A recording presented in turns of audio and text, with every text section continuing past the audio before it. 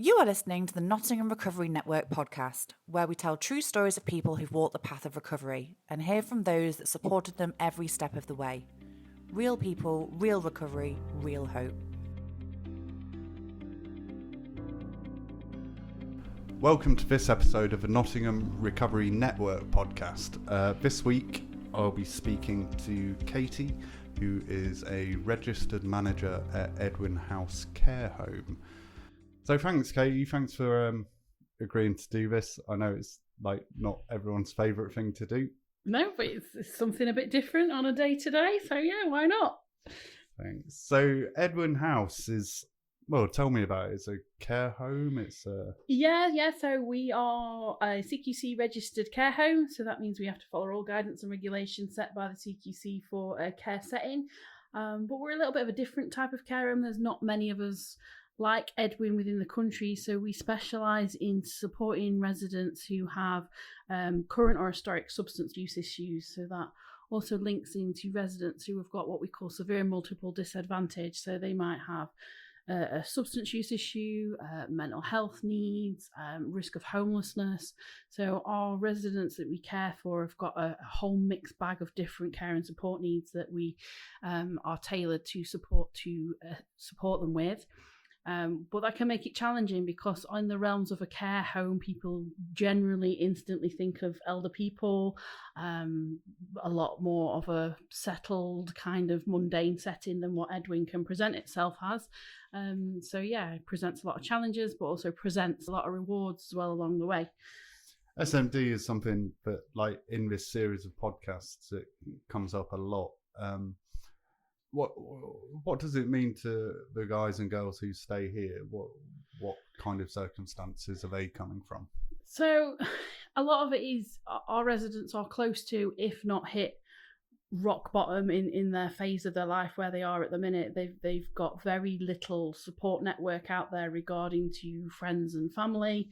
Some of them have been through social care systems or professional systems time after again, and for whatever reason feel let down by that process, and that is linked to their they call it an SMD lifestyle, but I hate that terminology because society in general, especially a lot of medical professionals, or they don't fit in anybody's box. They don't fit in anybody's remit, so nobody really knows what to do to support these people. So they just get a duff service compared to a lot of other people would, and they struggle. They don't have people there to advocate for them or support and assist them, and that's where we come in and we help them support and fight those challenges around. They're a human being just like you and I, just like anybody. They deserve the same level of care, the same level of treatment, the same level of respect, bedside manner, whatever you want to call it, as everybody. But they haven't got that fight left in them because they've been cast out by society for so long and for so many times that they just almost come to accept that as acceptable. And that's what we find really challenging as a staff team, because our staff team is amazing. You've got to be a special kind of person to work here. Because it's not easy, and you know, sometimes we do deal with challenging behaviours, but then you've got to be caring and empathetic on top of that to support these people. Yeah, people's understanding of service users or people that are suffering with SMD problems is just really skewed. There's always and you throw substance use into the mix, and there's always a kind of picture that people have in their head about this group of people. And I suppose advocacy then is something that you're huge on. Massively, yeah, because like I say, as soon as you say substance use to anybody, anybody's instant response is, well, they just need to stop doing it and their life will be amazing and the world will be a better place for them. And so we try and, educate other professionals that we work with around, yes, obviously we strongly want to encourage everybody to reduce their substance use and live a substance-free life if that's what they want and if they're ready. That's got to be their choice. But sometimes it's not that easy because there's usually a reason that's attached to that substance use. Somebody didn't just wake up one day and think, all right, I'm going to start smoking crack today. There's usually a path and a reason why. And 99% of our residents that currently live at Edwin House, I can tell you categorically off the top of my head, have got a trauma-informed background, which has stemmed from then. This is why they use the substance. I remember doing a piece of work with a young lad that used to live here whose substance use was out of control. He knew it was out of control. His behaviour was out of control. He declined any intervention, help, or anything we tried. We tried everything with this young man, bless him. And I remember sitting down with him one day. He was laid on his bed and he was in tears. And I was like, look, you do so well. And he was a young man. He was clever. He was intelligent. He used to love writing poems, drawing pictures. We've got artwork that he's done around the service. But then when he was having a bad day, he'd have a really bad day. And I remember sitting and talking to him and going, look, why do we keep getting so far and then we just can't kind of join the last few dots to get out of the wood for the trees? And he's like, because I just can't cope with the thoughts in my head. So he used to, his words, get off his face on Mamba, because then I can't feel nothing, and I'd sooner feel nothing than what I feel when I'm alone with my thoughts in my head. And, you know, from knowing his history, knowing what he went through as a child, obviously I don't condone drug use, but I can't really argue with his take on it. I don't know how anybody can unpick the level of trauma that he went through for him now to be okay. And so his coping mechanism, like you said, he'd sooner feel nothing than feel what he feels when he's alone.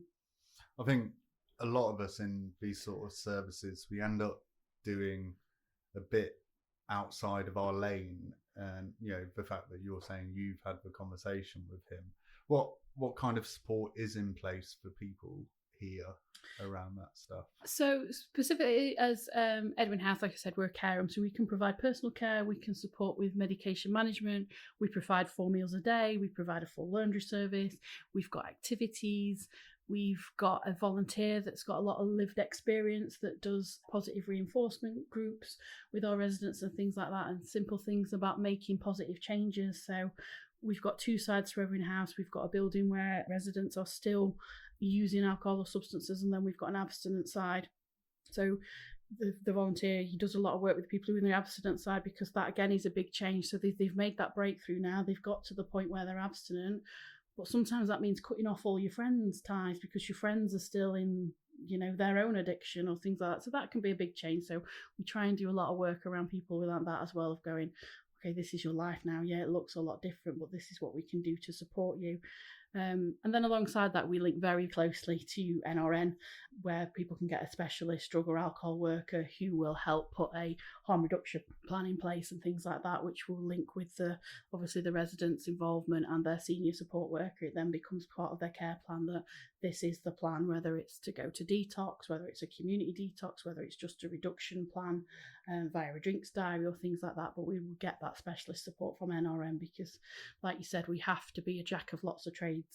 But we know as well when we've gone, okay, we know about this, but this isn't our specialism. Let's get other people involved. So we're very keen on doing that at Edwin House. So somebody gets a full holistic care package. We will get involved any external agencies or services that we feel is relevant to that person.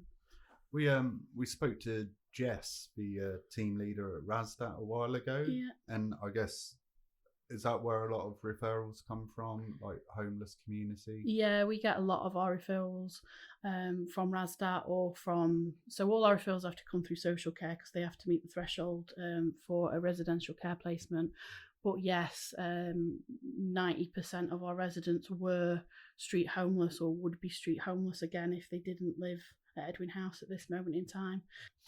It is a funny situation to be classed as a care home. Just like you say, when I think of a care home, it's like where my Aunt Doris lives or whatever, and you know, play bingo twice a week, and And I think I've wandered around Edwin a little bit, and it's not where my Aunt Doris lives, but it doesn't feel sterile, it doesn't feel clinical, it feels more like a home. Do you think that's part of the... Yeah, and that's very much what we try and do, because people, again, you mentioned the word care, so people presume people in care don't have capacity. Most of our residents do, we've got a few that don't, but so they're free to come and go. And again, a lot of people struggle with that notion, but that person's a drug user, why would you let them out? Because I don't understand, they're a human being just the same, they've got the same human rights. It's about supporting that person. And We do obviously have rules at Edwin and things that have to be abided by, and we do have limits where we have to, sometimes end somebody's placement because it's just not right for them at this time. That doesn't mean we wouldn't reconsider them again, if things have changed, their circumstances has changed, sometimes their attitude or their thought of where they're at has changed. So yeah, it's about doing what's right for those people at that time. But yeah, we do try and make it feel very homely. We let the residents, within reason, decorate their bedrooms, put posters up and things like that. So we try and make people feel like it's home for now. But dissimilar to most care homes, we wouldn't want this to be a forever home, especially for some of our residents who are in their 20s, 30s, 40s. This is a get yourself sorted kind of thing. Let us help you. Let us take some pressure off, worrying about gas, electric, managing your own front door, because that can be really challenging when somebody's in the throes of an addiction, of just literally keeping themselves safe in their own house. So we get a lot of residents that have ended up homeless because they've had their own properties and been cuckooed and things like that. So we, let them come to us, let us manage your medication for you, because again, we have a lot of people who have got opiate addictions but are prescribed quite a hefty amount of opiates as pain management. So we have to support them with that, which can bring its own challenges, so we can get that back on track. Let us feed you. We'll provide you 4 meals a day, so you haven't got to worry about that. Let's kind of start afresh and build you back up and get you where you want to be, and then let's look at supported living, or let's look at semi-supported, or move on from there. I was going to ask, so this is almost like your first step out of the chaos that a lot of, I work for Rasdat, so I understand a lot of the chaos that a homeless community live in.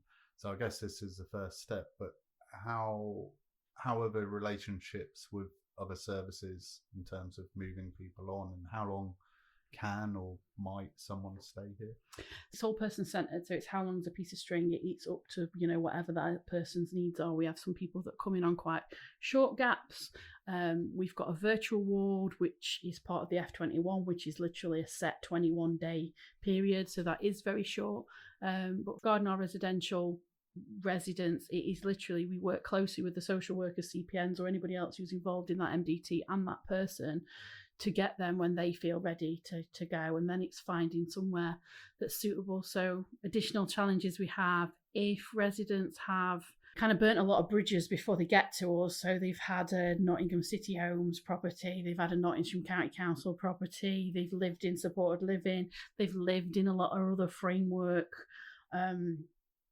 hostel accommodations and things like that, and they've been evicted from them all for various different reasons, that can add another level of complexities to getting somebody moved on out of here, as quick as we'd like, and into the environment that they'd like as well, because it's hard to get those doors opened up again, and then that's where we have to do a lot of advocating again. And it is doable, but yeah, our pathway ideally is you come to us at 57, which is our active use side. You then spend a bit of time over at 56, where we can teach you basic life skills again.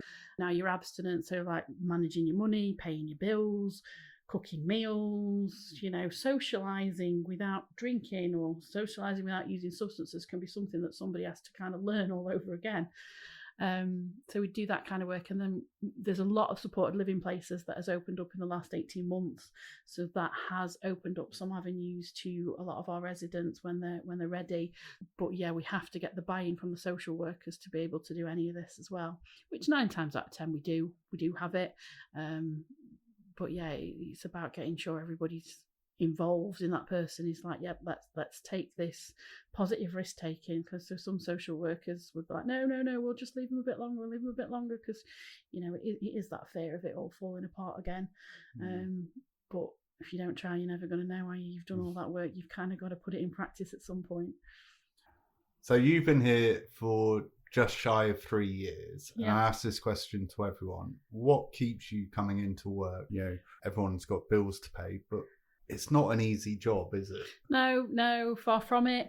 I've worked for framework since 2008, so I've worked in lots of different framework services. I started with young people, then I went to London Road, and now I'm here, and I couldn't imagine doing anything else. For me, it's that this is normal. This is every day, and part of it is seeing those little wins, those little, really getting to know somebody past their addiction or past their mental health or past their homelessness, or, getting to know that person. And everybody's got different quirks, different characters, and then giving them a bit of guidance and a bit of support to see them flourish. And that does happen. Yes, sometimes we go a scenic route. It's never, a straight path, but that's what gets us all out of bed every day. So our volunteer at the minute, he's brilliant. He's the reason for me why I get out of bed on a Monday morning. So he lived at London Road. He was an IV heroin user. He then lived here for 2 years. He got himself off his own methadone script. He started going to the gym. He started learning how to juice and doing all these positive things. He still now lives in another framework accommodation service, but he's gone through like our volunteer mentoring. He comes in now 2 days a week, and he's brilliant. We need more of him. He is the reason why we all get out of bed on a Monday morning to do that. And he's so thankful and so grateful of the support and everything that he's got now, that he wants to do it now. He wants to become a support worker. He wants to give his experience back and give his, knowledge and things back. And yeah, I can't wait to support him, hopefully, on that journey. That's brilliant, isn't it? The progress you see in people.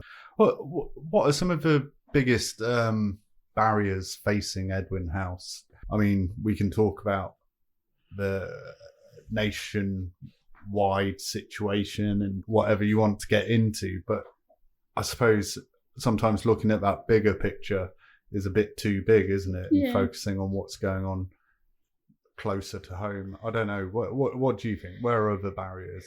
So our main challenge for Edwin as a service at the minute, he's definitely funding, and that has impacted on the level of referrals that we get, or the level of long-term referrals we get. We might have some that go, we want a 6-week respite placement, which you think, well, 6 weeks is 6 weeks, but the amount of effort, work and time that has to go into that 6 weeks for them to then pull the funding and have to move them somewhere else is challenging. And I would argue with a lot of our residents, 6 weeks is not enough to do what needs to be done with them. So that's definitely a challenge. As I mentioned earlier, a lot of supported living places have opened up that will take people who have got historic substance use and might be at risk of relapse and things like that. So that has taken away a lot of the demand from our abstinent beds. 2 years ago, not long after I'd first started, we got referrals for abstinent beds coming out as ears, and we'd just not got the bed spaces. Now that's completely turned on its head. We've got voids over in the abstinent side and just no referrals because they're all going to supported living.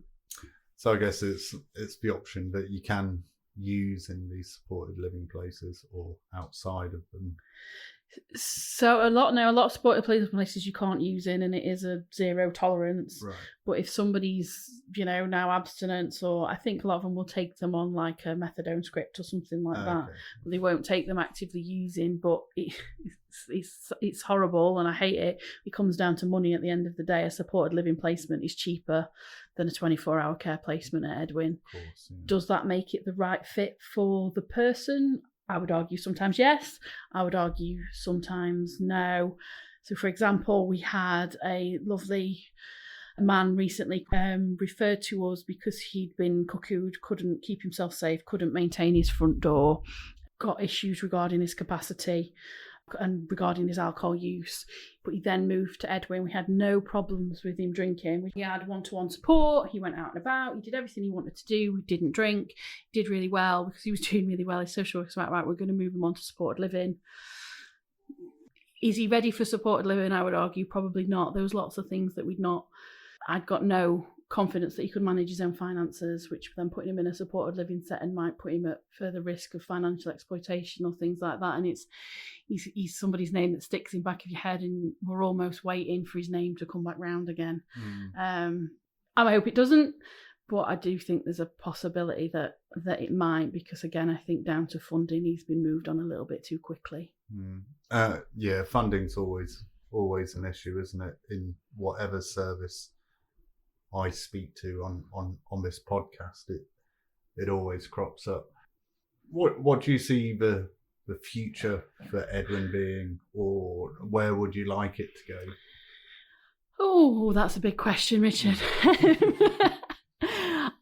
I think there's definitely a need for Edwin. We describe ourselves as a little bit of a care unicorn, and I think we are a bit of a care unicorn, because I genuinely believe that whether you've got an SMD background, homelessness, substance use, whatever, if you need it, you still should be entitled to that care.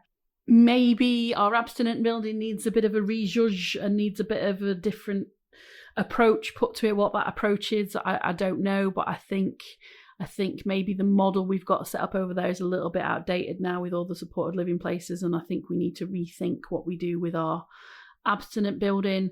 But the 57 side of Edwin, I think the service now is in a good place. It's developed well, it's working well. We've got a clear structure of what we do, what we don't do, what we offer. We've got clear expectations for residents and, you know, their buy-in to their stay at Edwin. They know what we expect from them. We know what we can expect from us. So I think that needs to continue. But I always think services, any service, especially big services, need to continually develop as funding changes, contracts change, need changes, social, demand changes. You've always kind of got to be on your toes for, okay, what next? Well, thank you, Katie. Thank you for spending some time with us and, giving us an hour of your time. And, we really appreciate it. Thanks for having me. Cheers. Thank you for listening to the Nottingham Recovery Network podcast. If you or someone you know are looking for support with their relationship with drugs and alcohol, we are here to help you. Visit www.nottinghamrecoverynetwork.com for more information.